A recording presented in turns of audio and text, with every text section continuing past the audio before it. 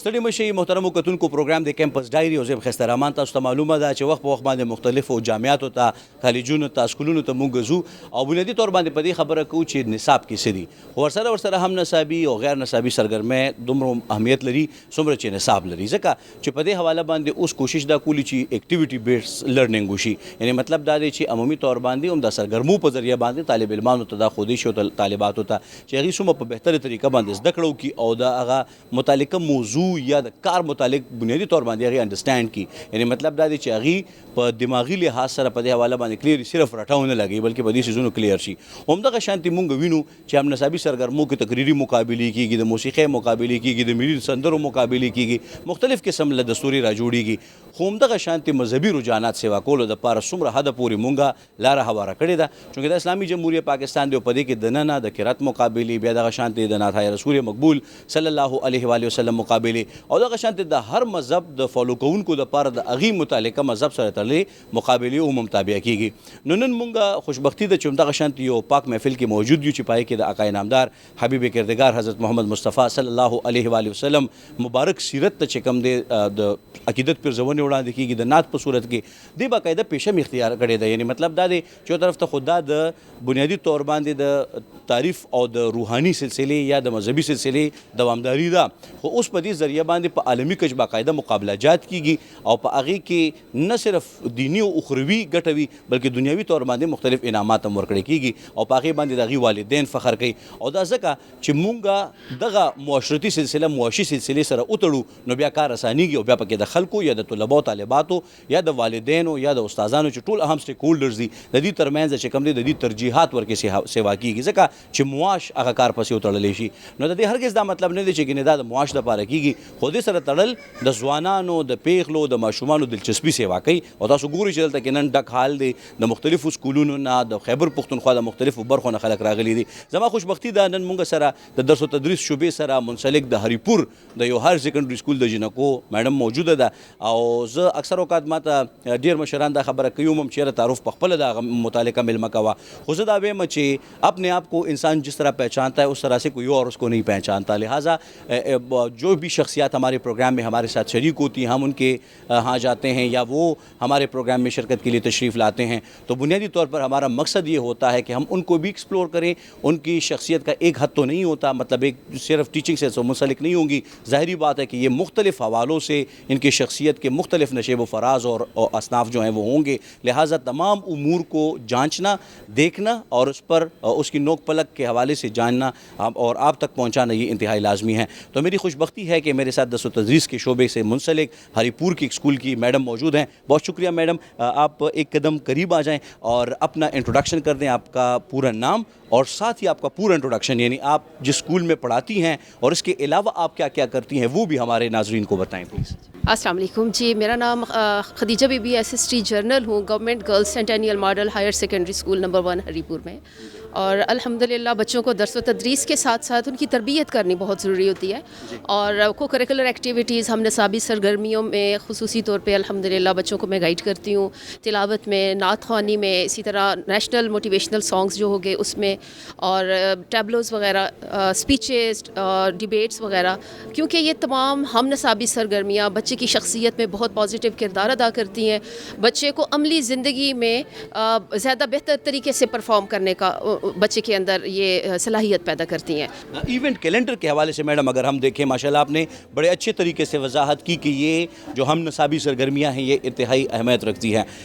جب ہم کیلنڈر پہ نظر دوڑاتے ہیں ایونٹ کیلنڈر پہ جو عمومی طور پر آپ اسکول میں رائج ہے اور آپ اس پہ اس حوالے سے فالو اپ کرتی ہیں تو مذہب کے حوالے سے جو ایکٹیویٹیز ہیں خاص طور پر سیرت نبی کے حوالے سے حمد کے حوالے سے قرات کے حوالے سے یہ ایکٹیویٹیز اس کی مقدار اور شرح آپ کے خیال میں کیا ہے اور آیا یہ مناسب ہے یا اس سے زیادہ بھی ہونا چاہیے میں یہ سمجھتی ہوں کہ جو جا رہا ہے کچھ حد تک ٹھیک ہے لیکن سیرت النبی صلی اللہ علیہ وآلہ وسلم ہمارے نصاب میں شامل ہونی چاہیے پوری سیرت اس طریقے سے شامل ہو کہ جب بچہ ایٹ لیسٹ میٹرک تک پہنچے تو ساری اس نے آقا کریم علیہ الصلوۃ والسلام کی سیرت کا مطالعہ کیا ہو اور مطالعہ صرف کیا ہوا نہ ہو ایسا ماحول دیا جائے کہ بچہ اس کو امپلیمنٹ بھی کرے کیونکہ جب امپلیمنٹیشن نہیں ہے تو یہ صرف ایک علم یہ ایک خبر ہے ٹھیک ہے ایک دماغ کو انسپائر کر رہی ہے علم یہ تب بنے گا جب ہمارے دل کو وہ انسپائر کرے گا.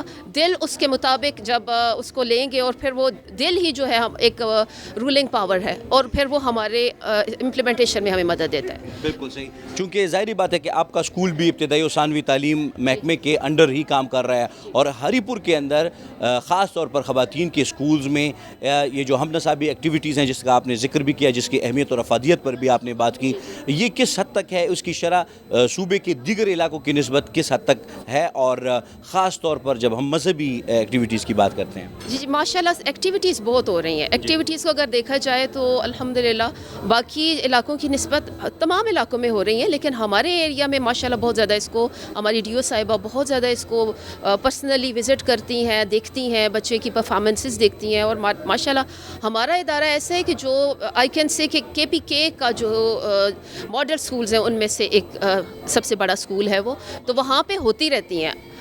یعنی یو کین سے کہ ابھی اس منتھ کے اندر اگست کے اندر ہمارے ماشاءاللہ ڈسٹرکٹ لیول کے 5-6 پروگرامز ہو چکے ہیں. بالکل صحیح. بہت سارے سرکاری اسکولوں کے اساتذہ کرام, میں سب کی بات نہیں کر رہا, میرے خیال سے آٹے میں نمک کے برابر اس طرح ہوں گے جو کہ یہ سمجھتے ہیں کہ جی مالی وسائل اس طرح کی ایکٹیویٹیز کے لیے بہت زیادہ امپورٹنس رکھتی ہیں. بے شک رکھتی ہیں, لیکن اس سے زیادہ روحانی طور پر آپ ان ایکٹیویٹیز کے ساتھ اٹیچ ہوں, آپ کو ایک مقصد کا تعین کرنا آتا ہو اور اس کے مطابق آپ اپنے اسٹوڈنٹس کو جو ہے وہ موٹیویٹ کر سکیں, تو اس کے لیے آپ کے خیال میں کون سا پلڑا بھاری ہونا چاہیے, روحانیت کا یا معاشی طور پہ مضبوط ہونے کا؟ روحانیت کا پلڑا بھاری ہونا چاہیے, کیونکہ انسان روح اور جسم دونوں کا مرکب ہے. ہم جسم کے لیے بہت کچھ کر رہے ہیں. ہمارا اس وقت مطمع نظر یہ ہے کہ ہم نے مادی وسائل زیادہ حاصل کرنے ہیں, اس کی دوڑ میں ہم لگے ہوئے ہیں. تو ہم نے روح جو کہ اصل انسان ہے, اور روح جب ایک بادشاہ کی بھی جسم سے نکل گئی, ایک فقیر کی نکل گئی, وہ سب کو برابر کر دیتی, میت بن جاتا ہے. تو روح کو غذا ہم نہیں دے رہے ہیں. روح کی غذا بہت زیادہ ضروری ہے. روح ہمیشہ کے لیے ہے, ہمیشہ رہے گی, اس کو دوام ہے, تو اس کے لیے ہم نے غذا دینی ہے. روحانی وسائل بہت ضروری ہیں اور اس کے لیے ہمیں اس کے اقدامات کرنے چاہیے. اور ہمارے پاس تو الحمدللہ ایک پاور ہے, بینگ ٹیچر, ہم لوگ بچوں کو روحانیت کی طرف لے کے جا سکتے ہیں اگر تھوڑا سا گورنمنٹ ہمارے ساتھ وہ کرے, تو تھوڑا سا ٹائم ہمیں اس کے لیے مختص اگر کرے نا, اس کے لیے ہمیں دیا جائے, ہمیں تھوڑا الاؤ کیا جائے, کیونکہ ہم اپنی لمیٹیشنز میں ہیں. ہمارے اوپر اتنا برڈن ہے, جو سیلیبس ہے ان کو کمپلیٹ کرنا, بچوں کی اٹینڈنس ہم نے پوری کروانی ہے. بچہ نہ بھی آئے تب بھی ہم رسپانسبل ہیں. تو بچے مطلب بہت عجیب طرح کا اس وقت سچویشن ہے آفٹر کووڈ خصوصی طور پہ, کیونکہ یہ جو بچوں کے ہاتھوں میں موبائل دے دیا گیا اور یہ جو میڈیا حد سے زیادہ انٹر ہو گیا بچوں کی لائف میں, تو اس کی وجہ سے بہت ڈیمورلائزیشن ہو چکی ہے, رسپیکٹ نہیں رہی ہے بچے کے اندر. تو یہ سب روحانیت سے سارا سیٹل ہو جائے گا. اس پر ہی یہ ایک علاج ہے. بالکل صحیح. اس پر ایک بہت اہم سوال بنتا ہے کہ پچھلا, موجودہ اور آنے والا دور, چونکہ ظاہری بات ہے کہ موجودہ دور میں ہم ٹیکنالوجی کو بہت تیزی سے بڑھتے ہوئے دیکھ رہے ہیں, اور ہم یہ سمجھتے ہیں کہ جی یہ جو جنریشن زی ہے انہوں نے بہت ساری چیزوں کو اڈاپٹ کر دیا ہے. تو آپ کیا سمجھتی ہیں کہ اب جب آپ لوگ اس طرح کی ایکٹیویٹیز کرتے ہیں اور اتنے انتھوزیزم کے ساتھ کرتے ہیں, اتنے ایکٹیونیس کے ساتھ آپ کرتے ہیں, تو کیا رسپانس آتا ہے؟ اہم سٹیک ہولڈرز پیرنٹس ہیں اور اسٹوڈنٹس ہیں, تو ان کی طرف سے کیا رسپانس آ رہا ہے؟ پچھلے دور میں کیسا تھا, یعنی آپ کے دور میں جب آپ لوگ اسٹوڈنٹ تھے, اور اس دور میں کیسا ہے, اور آپ مستقبل کو کس طرح دیکھتی ہیں؟ یہ چیز تو میں خود بھی کمپیئر کرتی ہوں کہ جب ہم تھے تو ہمارے پاس ادب تھا, سب سے بڑی چیز جو تھی.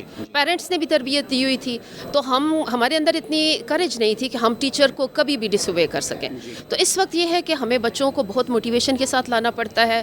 پیرنٹس اکثر وہ بیچارے وہ ہتھیار پھینک چکے ہیں, تو بچہ مانے گا تو بچہ آئے گا.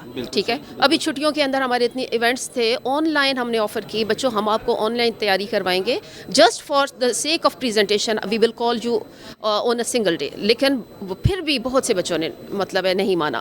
مینس کہ بچوں کو اتنا ڈسٹریکشن اتنی زیادہ ہے, بچہ کیا کرے, اس کو ماحول ہی ہم نے ایسا دے دیا ہے نا, بچے کا قصور اس میں نہیں ہے. تو اس کو یہ اگر ہم اس طرح سے کریں تو زمین آسمان کا فرق پڑ چکا ہے, اور فیوچر میں دیکھیں تو اس سے زیادہ پڑے گا. اب ہم یہ بھی نہیں کہہ سکتے کہ میڈیا سے بچے کو بالکل آؤٹ کر دیں, کیونکہ اٹ از اے نیڈ, اس کو پازیٹیو یوز کرنا ہے, اور یہ ہم نے اپنی سپرویژن میں بچے کو یوز کرنا سکھانا ہے. اور یہ پھر روحانیت کے ساتھ جب تک اس کو اٹیچ نہیں کریں گے تب تک اس کا سولوشن نہیں نکل سکتا. تو روحانیت ہوگی سیٹ جب ہمارا, کیونکہ حدیث پاک ہے, آقا کریم علیہ الصلوۃ والسلام فرماتے ہیں لکل شیء ثقالۃ و ثقالۃ القلوب ذکر اللہ, کہ ہر چیز کی صفائی کا کوئی نہ کوئی ذریعہ ہے، اور قلوب کی جو صفائی اللہ کے ذکر سے ہوتی ہے، اور قلب ہی ہمارا سدھر جاتا ہے تو باقی باڈی آرگنز اس کو اوبے کرنے میں لگ جاتے ہیں۔ دل کو ہم نے سنوارنا ہے، اپنے قلوب کو ان کو ہم نے معطر کرنا ہے، ہم نے صفائی باطن کا اہتمام کرنا ہے، تزکیہ نفس کا اہتمام کرنا ہے۔ جب یہ ہوگا انشاءاللہ یہ بہت بہت ٹیلنٹڈ جنریشن ہے، اور یہ بہت آگے تھا، ہم سے بہت اچھا کر سکتے ہیں، بہت اچھا کر سکتے ہیں۔ تھوڑا سا ہم نے ان کو صرف اس طرف لے کے جانا ہے، روحانیت کی طرف لے کے جانا ہے۔ قاری محمد بہادر صافی صاحب را سره موجود دی. یقینا چې کومګه د قرات په حواله باندې وګورو چې کوم زمونږه هغه میډیمز دي، یعنی مطلب دا د ماس کمیونیکیشن په لویه پیمانه باندې چې کوم خلکو پورې خپل आवाज رسوي، نو قرات په حواله باندې د دوی یو ډېر لوی نوم دی، عالمي کچ باندې هم دوی خپل پارټیسپیشن باوري کړی دی. دغه شانته په دې منطقه کې پښتون سیمه کې د دوی چې کومې کارنامې دي، د دوی چې کوم احساسات دي، هغه انتهایی زیات د ستاینې وړ دي. او زه دا وایم چې قاری صاحب ستاسو چې کوم پارټیسپیشن دی یا کوم ستاسو هلې ځلې دي، نو زه چې په ډیټیل باندې لږ تاسو هم زموږ کتونکو ته ووایي چې په کم لیول باندې تاسو د قرات او په خاصه توګه د قرآن عظیم الشان په حواله باندې د قرات په حواله باندې کم اقدامات کړي دي، نو پای باندې لږ نظر واچو، بیا به نورې خبرې کوو. اعوذ باللہ من الشیطان الرجیم، بسم اللہ الرحمن الرحیم. ستاسو ډېر زیات مننه پوره ټیم نه، او الحمدلله د قرات په حواله سره ډېر زیات زموږ خدمات پدې دي مختلف مدارسو کې. از قرات شعبہ حفظ ما سره دی، او الحمدلله 250 نه زیات شاگردان ما فراغت کړي دي، او ډېر بهترین طریقې سره. اصل کې قرآن کریم کې د رب کائنات د کلام نه یو آیت دی سورۃ مزمل کې، ورتل القرآن ترتیلا. بیا مولانا اشرف علی تهانی رحمۃ اللہ علیہ وایي چې بغیر د تجوید نه قرآن لوستل د منع دی، ځکه چې تجوید داسې یو څیز دی چې تا ته عیوبات درته ښیي، حرکاتو کې سکناتو کې چې مثال ترجمه په لحاظ فرق رانی شي. نو اوس دا ډېر مروج الحمدلله قاری فیصل مدرسه دی، نور مدارس داسې دي، او ټول خدمت د دې دا یقین دنهي موږ ټول ترا کوي چې قرآن بغیر تجوید لوستلو نه دا منع دی، ځکه دا رب کائنات کلام دی، د انسان کلام نه دی. باید وایي چې اقرأ القرآن بلهون العرب، تاسو چې کله قرآن تلاوت کوئ لهجه د عرب استعمالوئ. موږ اجمیان یو، موږ کوشش بیا زیات کوو، شاګردان تیارو، ټیلنټ کوو، یو میدان ته وباسو، هغه سره ډېر محنت کیږي، او دا د الله فضل دی چې د الله کلام چاپ سینې کې راشي، الله تعالی ټول لارې ورته اسانوي. او د دې په حواله سره ستاسو ډېر مشکور یو په دې ټیم، پوره ټیم سره چې تاسو هر کال نه علاوه کله چې ناتواني مقابله کیږي یا قرات کمپټیشن وي، تاسو پکې پوره حصہ اخیستی وي بھرپور طریقې سره. دا ټول دا موږ ته ښیي چې دا زموږ ټول محبت د الله سره او د الله کلام سره او د هغه پیغمبر سیرت سره زموږ محبت دی. یقینا قاری صاحب دلته کې په خاصه توګه نن زما د پروګرام موضوع دا ده چې مونږ خو چونکې ظاهره خبره په نصاب باندې عمومي طور باندې خبرې کوو، جامعاتو ته ځو، یونیورسټیانو ته ځو، کالجونو ته، په هغې کې د هغې په نصاب باندې خبره کېږي، بیا هم نصابي او غیر نصابي سرګرمو باندې چې کوم د لوبو اکټیویټیز دي په هغې باندې هم خبرې کېږي. ډفرنټ کمپټیشنز په کیلنډرز کې مونږ په زیاته شرح کې وینو. اسلامي چې کوم زمونږ هلې ځلې دي، نو هغه مونږ ډېر په مطلب ما ته داسې ښکاري کېدای شي زه غلط یم، مونږ کم شمېر کې وینو. خدا به د دې ډیټا متعلق به تاسو ووایي چې آیا د کله مونږ د سیرت النبی صلی الله علیه و آله وسلم، نعتهای رسول مقبول صلی الله علیه و آله وسلم او قرات مقابلو اهتمام متعلق خبره کوو، نو د دې اهمیت متعلق تاسو لږ والدینو ته ووایي، ځکه چې دا اهم سټیک هولډر یا اختیارمند دي، او په دې باندې په سټوډنټانو، په طالب علمانو په ذهني ساخت باندې څومره اثر پرې باسي، او په سکولونو کې، په کالجونو کې، په یونیورسټیو کې دا څومره اهمیت لري، په دې حواله باندې هم لږ راته ووایي. زه به داسې ووایم چې د پیرنټس په حوالې سره چې والدین ته پکار دي په هر یو شعبه کې چې خپل اولاد ټرین کوي، کم از کم یو کور کې حافظ دی پیدا کړي، ځکه چې د قرآن حفظ چې دی دا تعلیم نه منې کوي، بلکې د دې ذهن زیادت کوي، د پرمختګ کوي، یو را روان مستقبل لپاره یو بهترین اپروچ جوړیږي د جامعې دپاره، د انسانانو د اصلاح دپاره. او چې قرآن چا سره وي نو دا هو انسان په هره شعبه کامیاب دی، که ډاکټر دی، که انجینر دی، که نور شعبیات دی. نو لہٰذا زه والدین ته دا یقین دهاني ورکوم چې خپل اولاد د الله کلام پې کېنوئ، الله کلام پې زده کوي. که تاسو وایئ چې موږ بهترین اعلی مقام حاصل کو دواړه سایډه باندې، دنیا او آخرت، هغه یوازې کلام دی. کلام د انجینرینګ نه منې کوي، که د کمپیوټر نه منې کوي، او چې هر شعبه کې موږ سره کلام موجود وي، د الله کلام حسن صوت باندې د حفظ باندې که په ناظري په تجوید باندې وي د به هر شوبه کې کامیابي.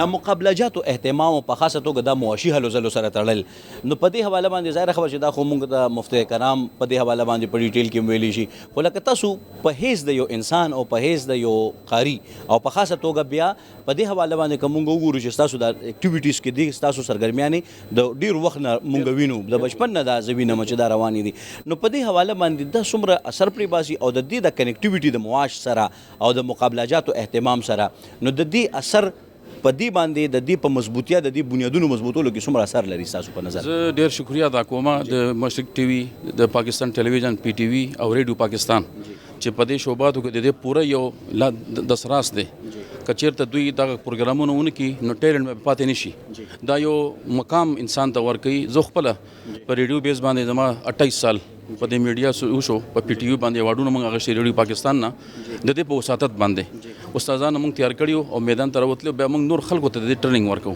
کچیرته دا مقابلې نه وي ټیلنټ معلوم نه وي نو ګمنام میدان ته نشي وتلی نو پکار دا دی د استاسو وساتت په سطح باندې ټولو ته دا دما پیغام دی چې قرآن سره محبت وکړي سیرت النبی سره محبت وکړي تاسو په دواړه اړخیز به کامیاب یې او دا پکار هم دی یو انسان ټیلنټ دنیا ته راشي مقام د دې پتو لګي او د دې مهنت استاد د والدینو مهنت پته ولګي بیا هغه چې کوم میدان ته کوم د میډیا په سطح باندې اوزي د هغې پوره دی کې د سراس دی باید چې دا حالې ځلې زموږ ستاسو تر قیامته جاري وي. بالکل صحیح ده. ډېره زیاته مهرباني قاري صاحب او یقینا چې ستاسو کوم احساسات یا ستاسو کوم پیغام بنیادي طور باندې د دې مقصد خلکو پورې د رسولو دا دی چې دا چې کوم احساس دی نو دا را بیدار شي بهرحال یو دماغ لو هغې نه پس واپس راځو موږ سره اوسئ.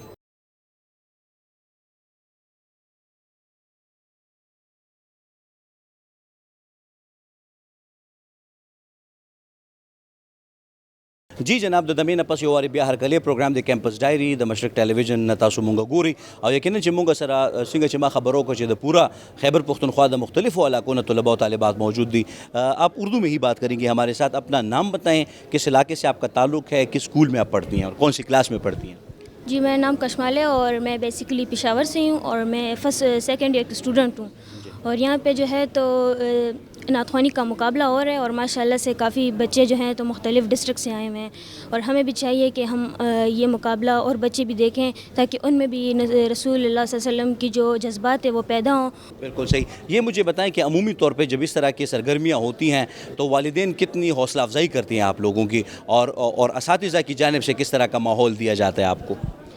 شکر الحمدللہ ہمیں تو گھر سے بہت سپورٹ کیا جاتے ہے اور سب سے پہلے تو میں اپنے ٹیچرز کی جو ہے تو شکریہ ادا کروں کیونکہ وہی ہمیں اس مقام پر لے کر آئے ہیں سب سے پہلے. اس کے بعد ہمارے گھر والوں کی میں شکریہ ادا کروں گی کہ انہوں نے مجھے بہت سپورٹ دیا ہے کہ ہم لوگ یہاں پر آئے ہیں. زبردست. اور یہ مجھے بتائیں کہ جب ہم بات کرتے ہیں اچھے نعت خواں ہونے کی خاص طور پر لڑکیوں کے لیے تو کیا کیا مطلب اوصاف ہونے چاہیے آپ کے خیال میں؟ آواز کا لہجہ کا ہونا یہ تو ظاہری بات ہے لازمی ہے اور تلفظ پہ کتنا عبور ہونا چاہیے اور نعت کی یا کلام کے متعلقہ جو مواد ہے اس کو سمجھنا اور اس کو کہنا مطلب کس طرح کیا خصوصیات ہونے چاہیے ایک اچھے نعت خوان میں آپ کے ذہن میں؟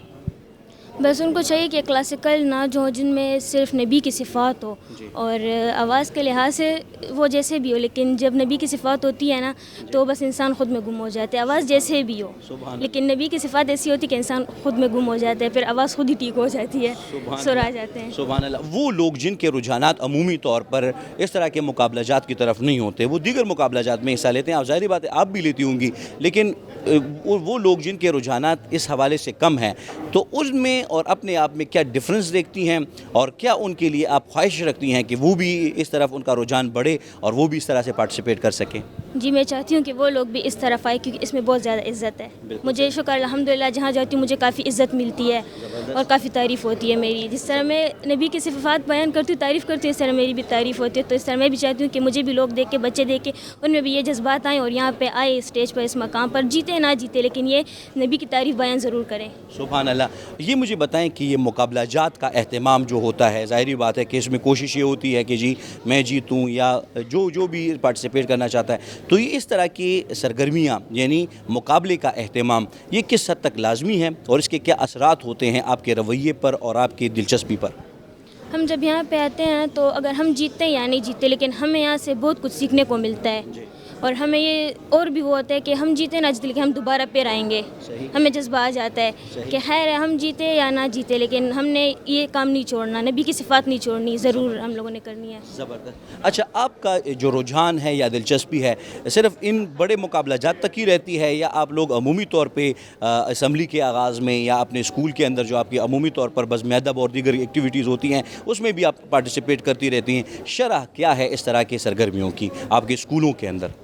جی جو اسمبلی ہوتی ہے ہم اس میں بھی کرتے ہیں, اور جہاں پہ میلاد وغیرہ ہوتے ہیں ہم وہاں پہ بھی ضرور جاتے ہیں. ہم لوگ یہ چیز نہیں چھوڑتے, ہم لوگ جہاں پہ ہمیں موقع ملتے ہیں وہاں پہ جاتے ہیں. بالکل صحیح. یہ بتائیں کہ آپ نے اپنے لیے کوئی گول بھی رکھا ہوگا کہ جی میں اس مقام پر اپنے آپ کو دیکھنا چاہتی ہوں, تو کیا وہ مقام ہے, کیا آپ نے اپنے لیے ٹارگٹ سیٹ کیا ہوا ہے, اور اس کے لیے آپ کی جو شارٹ ٹرم اور لانگ ٹرم پلاننگ ہے وہ کیا ہے, تاکہ ہمارے اسٹوڈنٹس اس حوالے سے آپ کے جو بہتر طرز عمل ہے, بہتر سوچ ہے, بہتر روڈ میپ ہے اس حوالے سے جان سکیں؟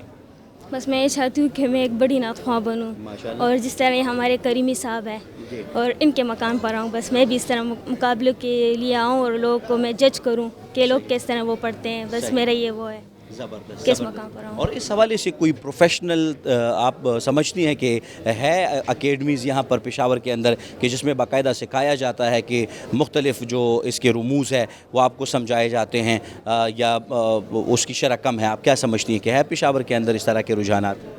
جی ہوں گے ضرور, بہت ہے, لیکن میں تو اکیڈمی جو ہے تو فالو نہیں کرتی. میں اپنے گھر میں ہی خود کی پریکٹس کرتی ہوں, اور مجھے سسٹر جو ہے تو وہ فالو کرتی ہے, وہ مجھے سکھاتی ہے اور میں ان کو فالو کرتی ہوں. تو وہ مجھے سکھاتی ہے, جہاں پہ اندرا وہ ہوتے ہیں وہ مجھے کہہ دیتی ہیں, تو وہ میری جج سی ہے. زبردست زبردست. جی جناب, دی وقت سر امتیاز خان سے موجود دے کم چپا گورنمنٹ ہائر سیکنڈری اسکول نمبر 2 پخور سٹی کی درس و تدریس شعبے سره مسلک دي. سر دین علاوه استاسو سره ایکټیویټیز دي, سرګرمۍ دي, نو زموږ چې زموږ کتون کې پدیا والا خبر شي ځکه چې زموږ اساتذه کرام ماشاءالله صرف درس و تدریس پورې یا نصاب پورې محدود نه دي, بلکې هم نصابي سرګرمۍ او ای په خپل باندې عموم مختلف عالمي ټایټلز او دغه شان دي پروینشل او قومي مقابلهجاتو کې برخه اغستې وي. نو زموږ چې اول لګړو انټروډکشن شي بیا به خبر وکړو. بالکل سر. زمانو امتیاز خان څنګه تاسو طرف زما کو گورنمنٹ ہائر سیکنڈری اسکول سٹی نمبر 2 سره تعلق ساتم الته درس او تدریس کار کوم. دین علاوه چې کوم د کوکرل ایکټیویټیز دي هم نصابي سرګرمۍ چې کوم دي هغه زما زداغه انچارج ما, او د ماشومان تیارول نعت د پاره او قرات د پاره هم د پاره سپیچز د پاره ډیبیټ د پاره او ملي نغمه وغیرہ د چې کوم د سکول فلور باندې خپل سټیج باندې د لکان تیاروم. زموږ سکول چې کوم دی هغه 123 سال زوړ سکول دی او دا یو خور ټریک ریکارډ دی ورستو.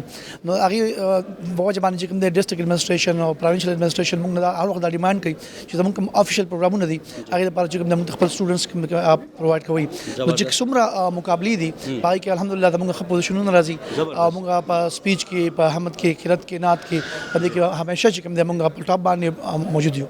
نو دا موږ زما دا کار دی چې دا کار کوم. یعنی مطلب دا چې تاسو پروفیشنلی خپل ټیم برابر کړی دی او هغه چې کم دی مستقل تاسو د سټوډنټس چې کم دی برخه اخلي.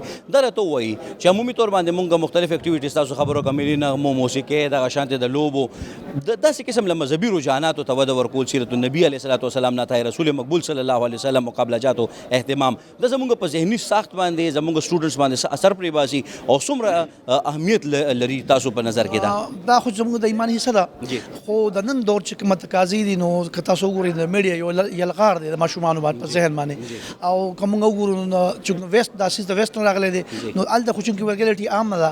نو زموږ چې کوم د ماشومان ذهن دی یا زموږ کوم ثقافتي زموږ کوم لړۍ ده دا ډیره زیاته متاثره کړې ده.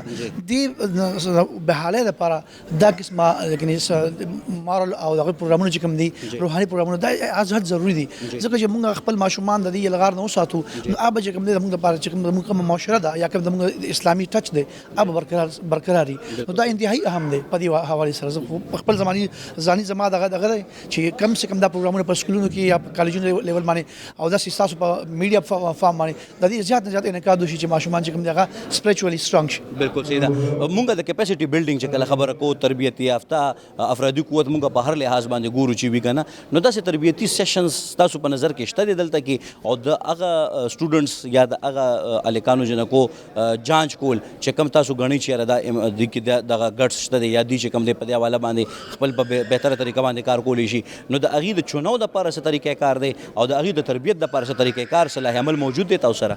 بالکل جی پرون یو پروګرام شوی دی په ډسټرکټ کونسل هال کې نو هغې په ډومي ځل باندې ګورنمنټ دا یو کوشش وکړو چې کوم د مدارسو طلبا دي او کوم چې کوم د سکول طلبا دي دا د یو پلیټ فارم لاندې چې کوم دی یو چت لاندې یوځای کړل او هغې کې چې کوم دی متحده علماء بورډ چې کوم دی هغې خپل دغه ججان مهیا کړي داسې چې کوم د سکولونو نه کوم ماهرین دي د مختلفو ژبو ماهرین دي لټریچر ماهرین دي هغه شامل نو دا یو لکه چې د سکول او مدرسه زموږ یو ګراس روټ لیول دی مونږ چې کوم د افرادي قوت ورکو معاشرې له نو دغه یو چې کوم د دې چې کوم ماهرین دي دا د دې یو بهترین دغه دی یعنی تاسو مطلب دا دی چې په دې باندې باقاعده روزانه په بنیاد باندې ریسرچ رواني او کوشش دا کولی شي چې هر هفته یا میاشت پس چې کوم دی په دې حواله باندې داسې یو طریقې کار را جوړیږي چې هغې کې ماډرن چې کوم طریقې کار دی هغه پکې خپل کړی شي او تربیت نور هم هماهنګ شي او چې دا شانتې مونږ د راتلونکي وخت لپاره نور ښه تربیت یافته داسې ځوانان پیدا کو پیغلې چې هغې لګي په داسې قسم له مقابلجاتو کې برخه مخلي او پروفیشنلی دا دستوري پروکار دستوري ښایسته کوي بالکل څنګه چې لکه د سپورټس فزیکل سپورټس مونږ وینو چې د هغې اکیډمیز موجود دي د هغې ماهرین موجود دي او هغې له باقاعده ګورنمنټ نه سپورټ ملاویږي داسې اکیډمیز پکار دي چې د مذهبي چې کوم دا زموږ رجحانات دي یا چې کوم زموږ اکټیویټیز دي دې لپاره ماهرین چې کوم دی هغه فیسیلیټیټ کړی شي او داسې اکیډمیز جوړ شي بهترین ځایونه خو موږ سره سکول الریډي موجود دي خو دې لپاره چې کوم لکه فیسیلیټیز پکار دي چې هغه موجود وي نو انشاءالله چې دا زموږ آینده چې کوم نسل دی دا به بالکل د دې حوالې سره اپډیټ به وي. زبردست ډېره زیاته مهرباني موږ سره د خبرو کولو یقینا چې ګرانو کتونکو تاسو کته امتیاز صاحب زما په غوره طریقه باندې د دې لایحې عمل متعلق یو کلیر سټانس لرلو او په دې حواله باندې ښه طریقې سره دې دا کوشش کوي چې نه صرف دا چې په خپل لیول د سکول په لیول باندې بلکې د ابتدایي او ثانوي تعلیم محکمې دغه کوششونه روان دي چې په صوبایي او قومي لیول باندې هم دغه سلسله پیل کړي. بهرحال یو دماغ لو هغې نه پس واپس راځو موږ سره اوسئ.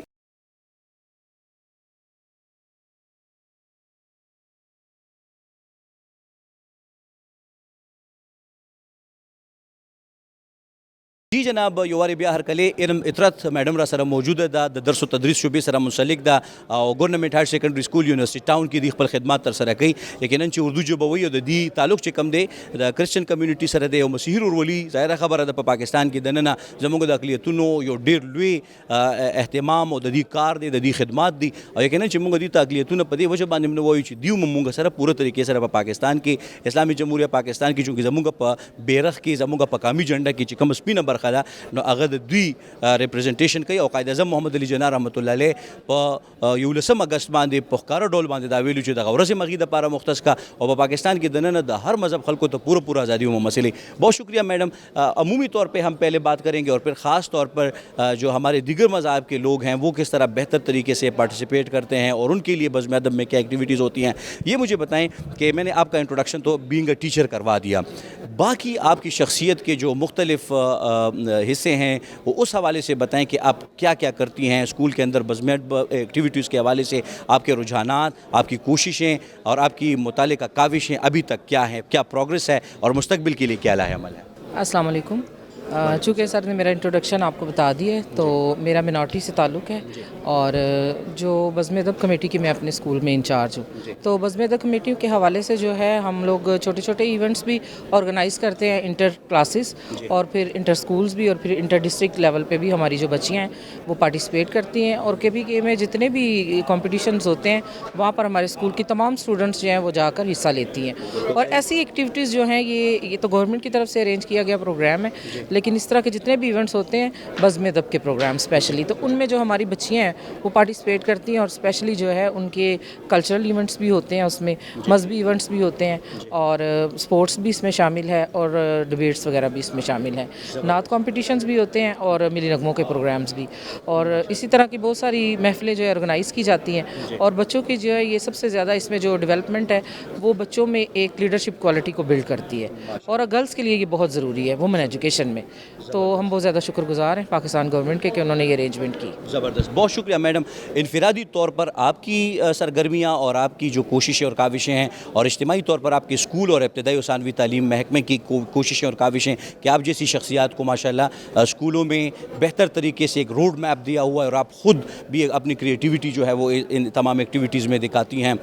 تو اس پر میں آپ کو زیادہ داد دوں گا کہ چاہے جو بھی مذہب ہو, اسلام کے حوالے سے آپ ماشاءاللہ اب یہ نعت جاتا ہے. رسول مقبول صلی اللہ علیہ وسلم میں آپ نے بچیوں کو تیار کیا ہوا ہے اور آپ کی یہ کوشش بھی رہتی ہے کہ آپ کے اسکول کی بچیاں جو ہے وہ جیت بھی جائیں. تو یہ مقابلہ جات اور ان کا اہتمام اور بزم ادب کی ایکٹیویٹیز کمیونیکیشن کو بڑھانے کے لیے، چونکہ یہ بنیادی ایک جزو ہے کسی بھی شخصیت کے اندر، تو یہ کتنا اہمیت رکھتی ہیں اور کتنا مؤثر طریقے سے آپ لوگ اس حوالے سے محنت کرتے ہیں؟ چونکہ ایک ایجوکیشن میں بچے جب تعلیم حاصل کر رہے ہوتے ہیں تو ایک طرح سے وہ ایک پیٹرن پہ چل رہے ہوتے ہیں، لیکن ان کی جو سیلف سٹارٹر بنانے کے لیے جو ہے اس طرح کی کو کریکولر ایکٹیویٹیز جو ہیں وہ بہت ضروری ہیں، اور گرلز کو اسپیشل جو ہے ہر میدان میں آگے آنے کے لیے اس طرح کی ایکٹیویٹیز میں پارٹیسپیٹ کرنا چاہیے.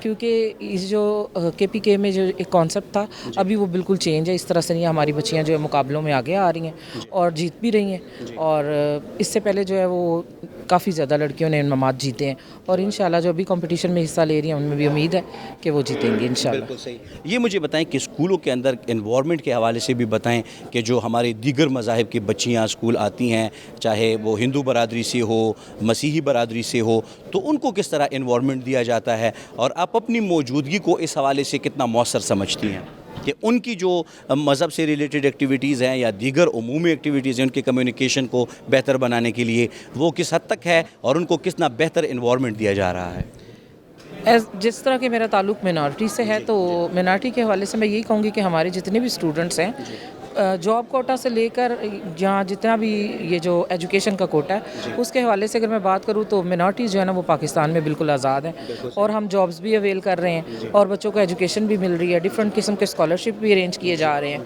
تو بچوں کی ایسا کوئی مسائل نہیں ہے، کیونکہ جب مذاہب کی بات آتی ہے تو وہاں پہ ایتھکس کا ان کے لیے اسپیشل سبجیکٹ بھی ارینج کیا گیا ہے. میں خود بھی ایتھکس کی ٹیچر ہوں اور بچوں کو کوئی ایسے مسائل پیش نہیں آ رہے. جو مینارٹیز ہیں وہ پاکستان میں آزاد ہیں. زبردست.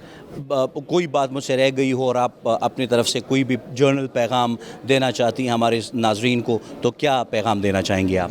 بس ایز اے ٹیچر میں پیرنٹس کو یہ پیغام دینا چاہوں گی کہ وہ اپنے بچوں کی ایجوکیشن پہ فرسٹ آف آل جو ہے وہ اس پہ توجہ دیں، اور یہ بہت ضروری ہے. جی جناب، یو بل طالب علم را سره ولاړ دی همدلته کې یو سرکاري سکول کې ظاهره خبره د خپل زده کړې کوي. تاسو سره خپل تعارف وکړئ، کو اردو کې کوي که پښتو کې کوي، نوم هم څه دی، کم سکول کې سبق وایي او په کم کلاس کې وایي؟ جی میرا نام محمد مجتبیٰ ہے اور میں کلاس 10 کا ایک طالب علم ہوں اور میں سینٹینل نمبر 2 سے آیا ہوں.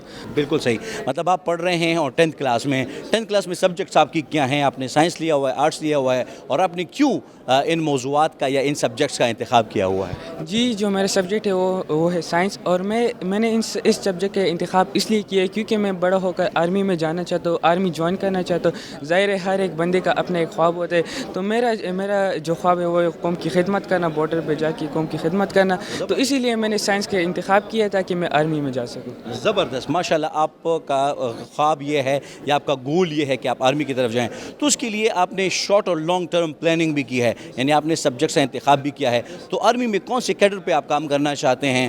ڈاکٹر بننا چاہتے ہیں؟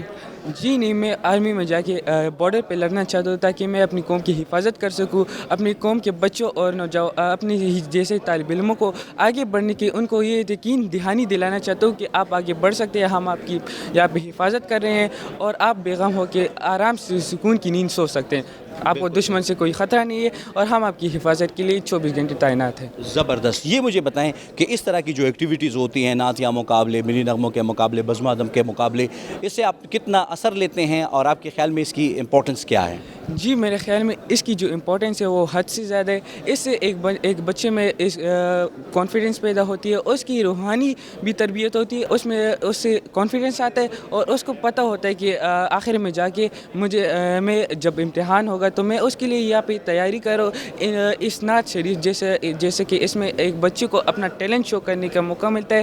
ظاہر ہے ہر ایک بچے میں نشیب و فراز ہوتے ہیں، لیکن ایک بچہ جب یہاں پہ آتے ہیں وہ ٹیلنٹ شو کرتے ہیں، وہ بتاتے تو اس سے اس بندے پہ بھی بہت اچھا امپیکٹ پڑتا ہے، معاشرے پہ بھی بہت اچھا امپیکٹ پڑتا ہے کہ یعنی یہاں پہ اس طرح لوگ ہیں جو آگے بڑھنا چاہتے ہیں، جو آگے بڑھ سکتے ہیں اور ہمیں ان کو سپورٹ کرنا ہے، اور اس سے پازیٹیوٹی بھی بڑھتی ہے اور کریٹیوٹی بھی بڑھتی ہے. جی جناب، بل طالب علم را سره موجود دی.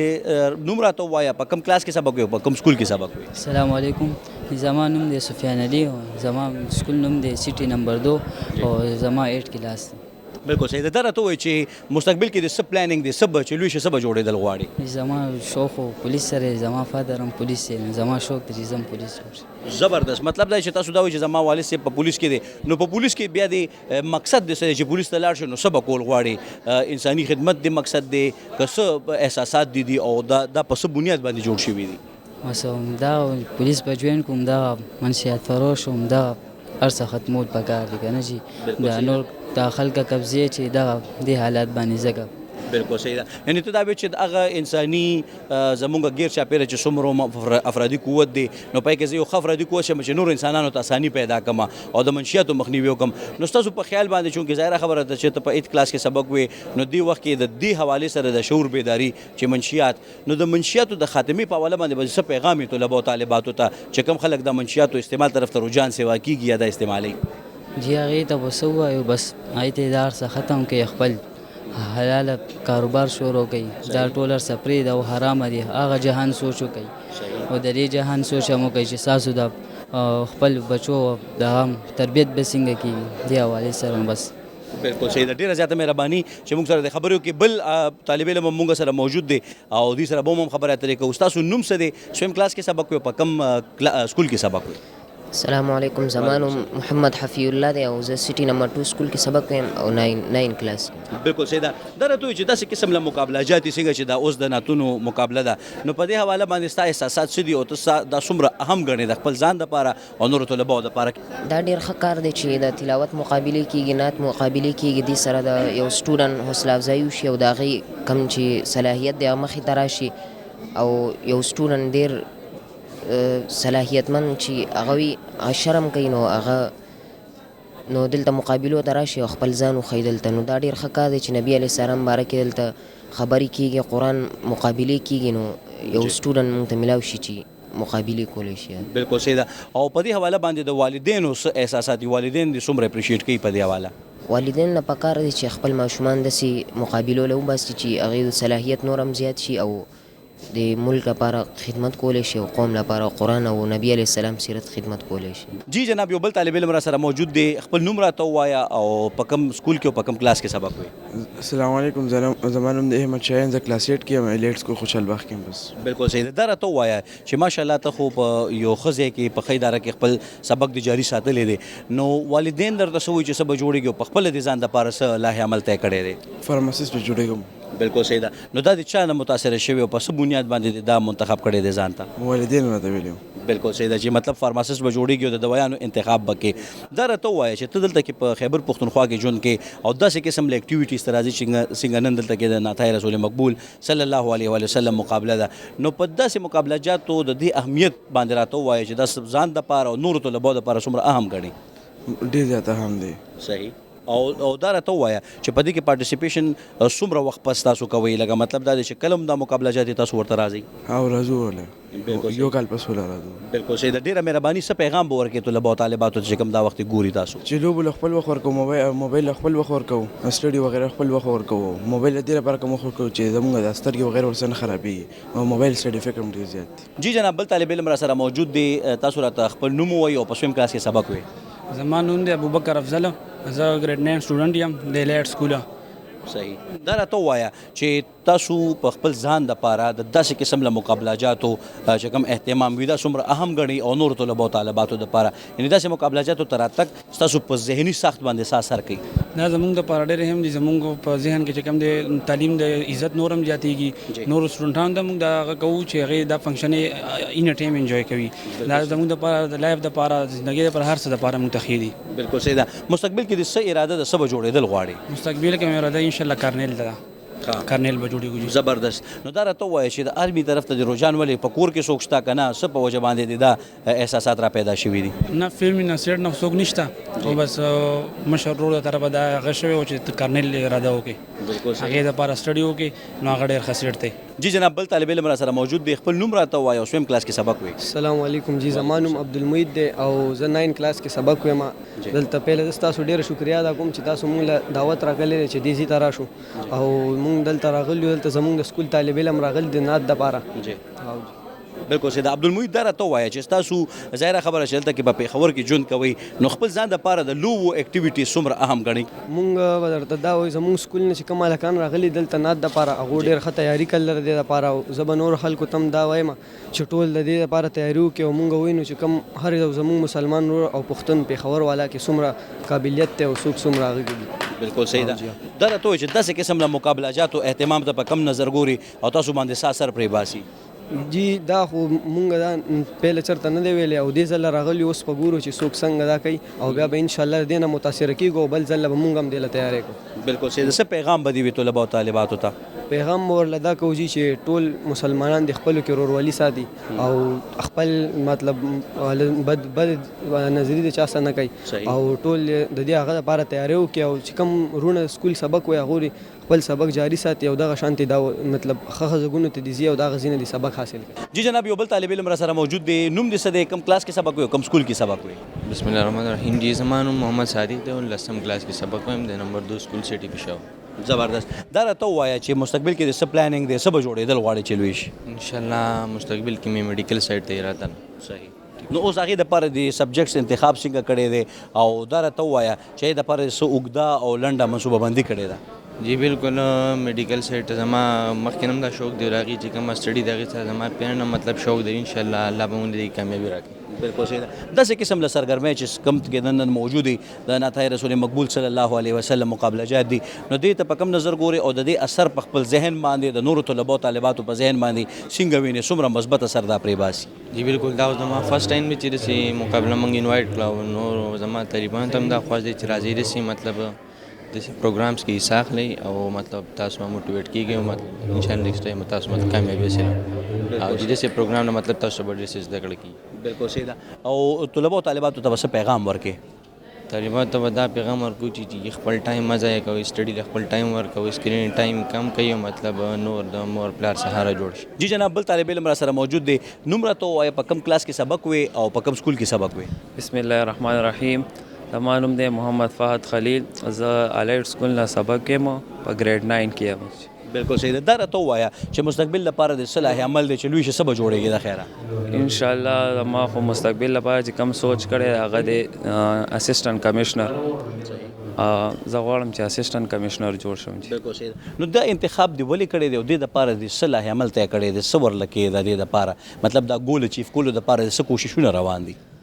ته زمونږ والدین چې کم دی هغې مونږ موټیویټ کړي یو او هغې زمونږ له ذهن کې دا چولي چې تاسو اوس نه سبق وایي تاسو ته به مخکې اسانې. صحیح.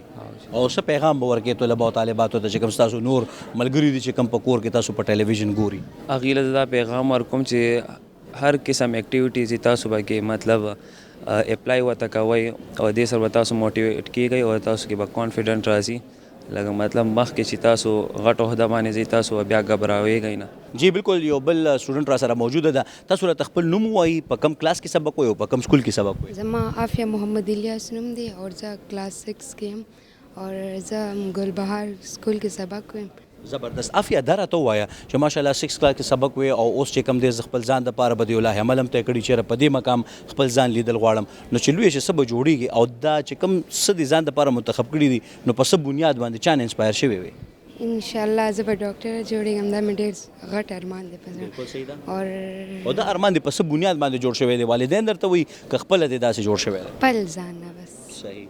اور زما تره هم ډاکټر دی او بس د هغه د وجې زما شوق. جی جناب یو بل سټوډنټ را سره موجوده ده. خپل نوم راته وایي، په کوم کلاس کې سبق وایي او کوم سکول کې سبق وایي؟ زما نوم مروه دی اور زه په 6 کلاس کې سبق وایم.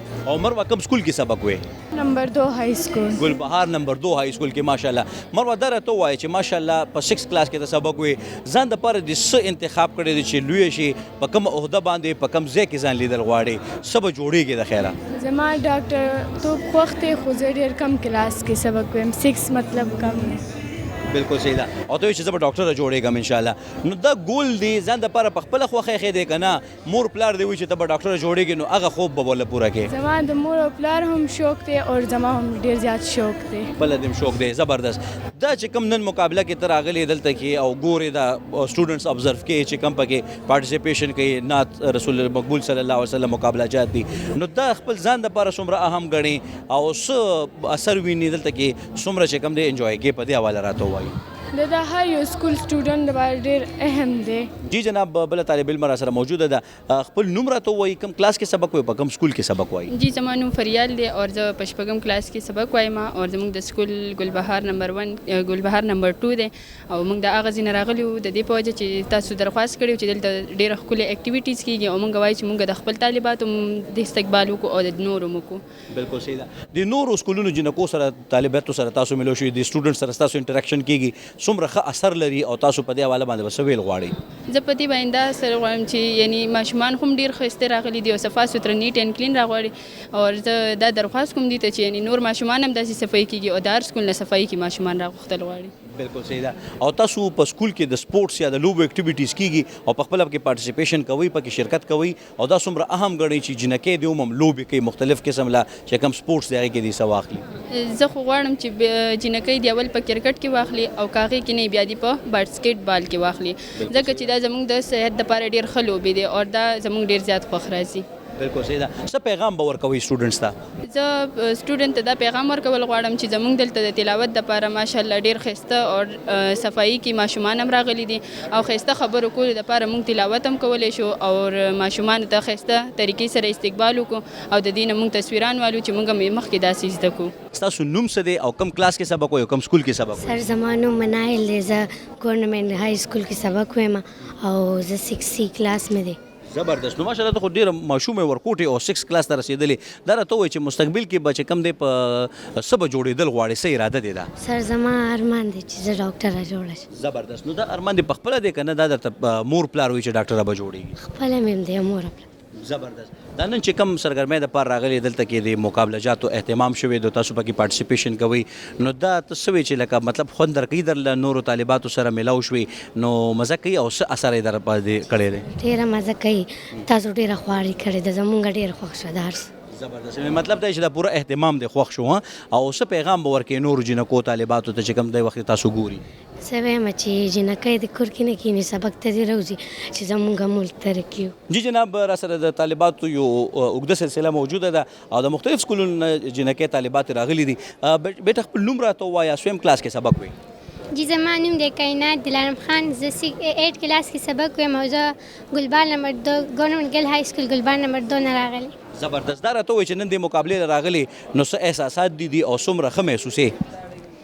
جی دلته ډېر خوند کوي. دلته مختلف اکټیویټیز نه موږ مخکې هم راغلي او اوس بیا راغلي او ډېره مزه کوي چې موږ نور طالبان سره ملاو شو. زبردست. او په خپل هم داسې قسم له اکټیویټیز کې برخه اخلي که نه؟ زبردست. نو تر اوسه پورې څه مقابلو کې برخه اخیستې څه انعام دې ګټلی که نه؟ نه داسې خو هم نه دی اخیستی خو راغلي یو. بالکل صحیح ده. او دا راته ووایي چې لویه شې څه به جوړېږي د خیره؟ انشاءالله زما سوچ دی چې زه به اسسټنټ کمشنره جوړېږم. زبردست. نو دا درته کور کې وایي که نه پخپله دې دا ذهن ځان دپاره جوړ کړی او هغې دپاره دې څه منصوبه بندي هم کړې ده که نه؟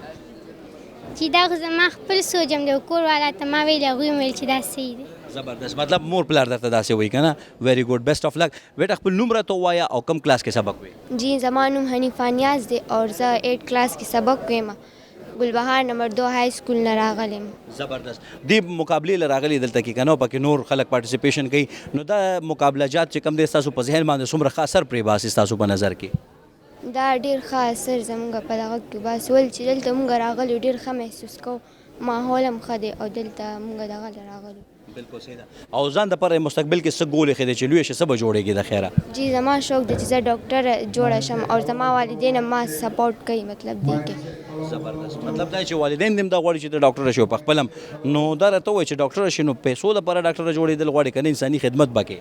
نه انساني خدمت زما شوق دی بس. زبردست. تاسو راته خپل نوم ووایي سویم کلاس کې سبق وایي؟ زما نوم حرم ګل محمد زبیر دی اور زه 8 کلاس کې سبق وایم. زبردست. دا راته وایي چې لویه شې څه به جوړېږي د خیره؟ زه پایلټ جوړېږم. زبردست. او داسې قسم له سرګرمیانې تاسو پکې پارټیسپیشن کوئ نن تاسو راغلي نو دا څومره اهم ګڼئ ځان دپاره؟ زه ډېر ښه ګڼم چې زه دلته راغلی یم.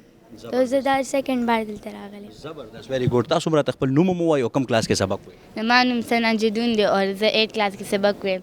گورنمنٹ گرلز های سکول پېښور ګلبهار نمبر 2 نه راغلم. زبردست. دا راته وایي چې دا کوم قسم له اکټیویټیز کې تاسو دلته کې شرکت کوئ نو په خپل هم پکې چېرته کې پارټیسپیشن کړی خپل هم چېرته نعت ویلی دی که نه؟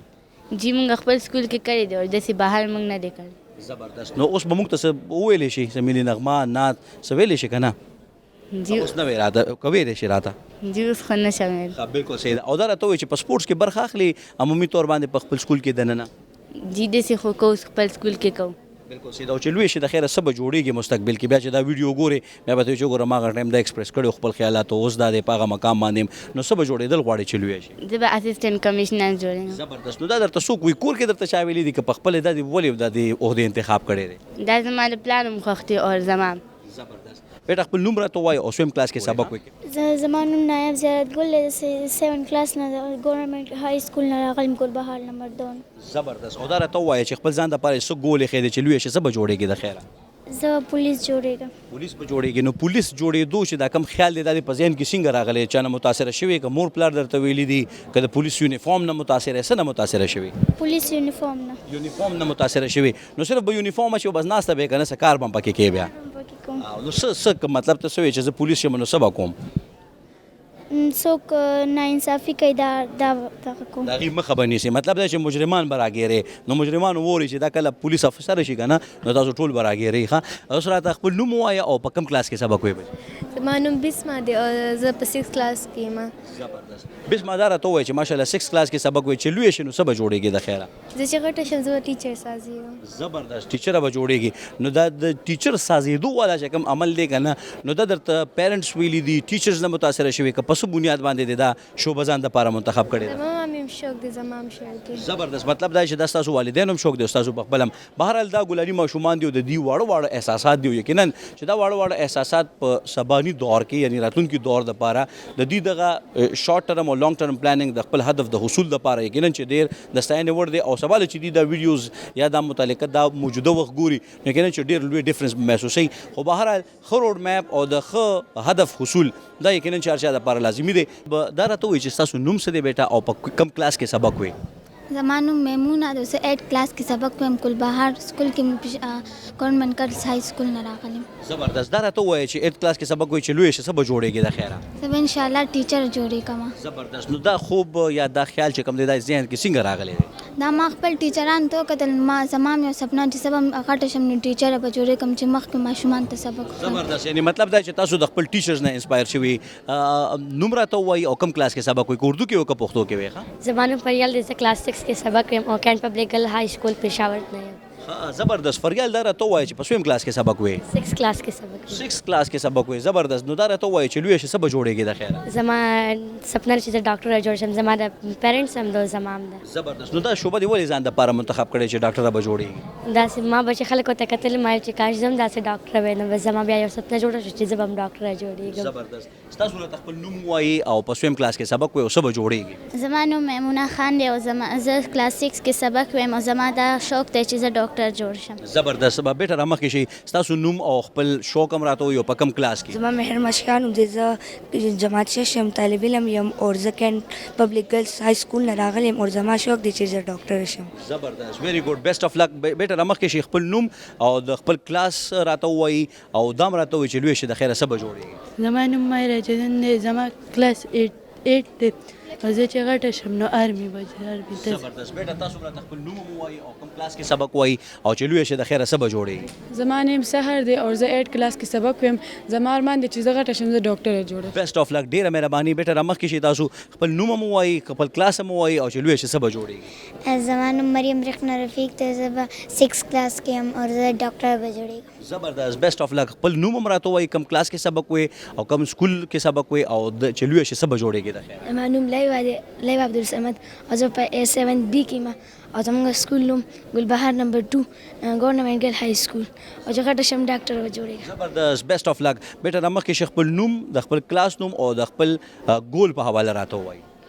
زما نوم سمیه دی او زه 7 کلاس کې ما او څه به چې لوی شي څه به جوړېږي د خیره؟ ډاکټر به جوړېږم. زبردست. بیسټ اف لک. خپل نوم راته ووایه کوم کلاس کې سبق وایي او چې لوی شي څه به جوړېږي؟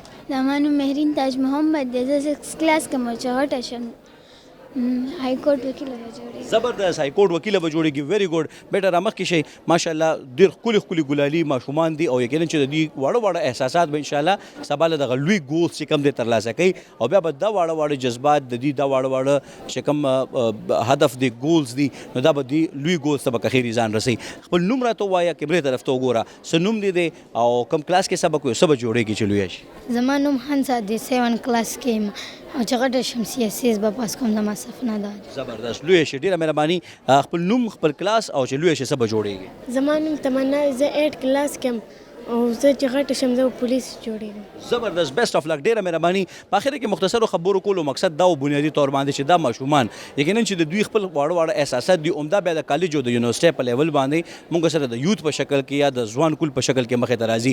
بنیادي مقصد دا دی چې د کمیونیکیشنز په حواله باندې دوی ته کم مسلې دي یا کم کمیونیکیشن ګیپ دی نو د هغې خاتمه ممکن شي. او زموږ د کیمپس ډایري مقصد هم دا دی دا یو سیریس نوعیت پروګرام دی د علمي نوعیت پروګرام دی چې په دې کې موږ سره طلبه او طالبات په غوره طریقه باندې خپل پارټیسپیشن هم باوري کی او دا شانتي د مستقبل د هدف د حصول لپاره لارې هم مواري کی. د کیمرامین عامر شهزاد سره خسته رحمان استاد سونه اجازه غواړي د کیمپس ډایري پروګرام نه تر خا د بادو بریالي اوسئ په مخم خو خوار مشي.